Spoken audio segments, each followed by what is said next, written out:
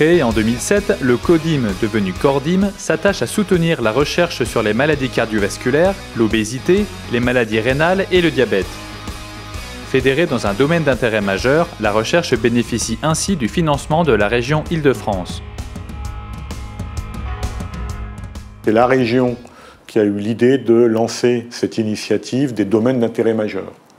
Et donc, ils ont commencé par en créer dans les domaines de la physique, dans les domaines des sciences humaines et sociales, dans les domaines du développement durable et dans les domaines de la santé. Et à cette époque-là, un certain nombre de chercheurs s'est mobilisé pour faire prendre conscience à la région de l'importance des maladies cardiovasculaires.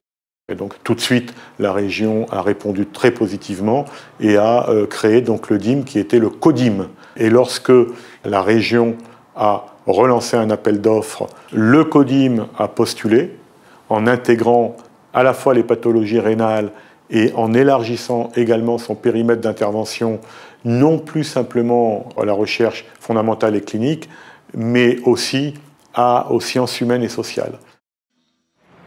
Depuis 15 ans, l'obésité et le diabète augmentent de façon préoccupante. Cela est dû à des facteurs génétiques, mais également aux comportements sociaux qui privilégient un mode de vie sédentaire et une alimentation déséquilibrée. Les maladies cardiovasculaires sont dorénavant responsables de 30% des décès en Île-de-France, soit autant que le cancer.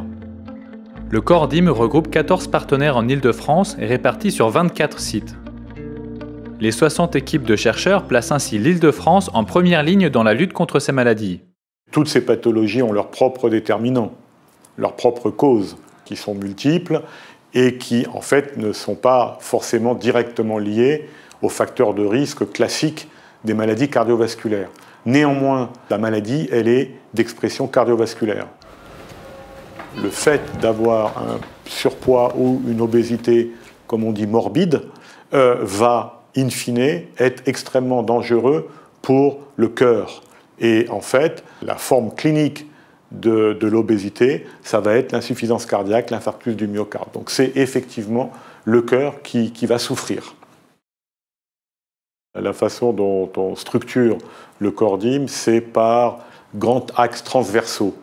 Et donc, dans ces axes transversaux, il y a un premier axe qui concerne en fait la recherche dite expérimentale, donc qui est la recherche des mécanismes de la maladie.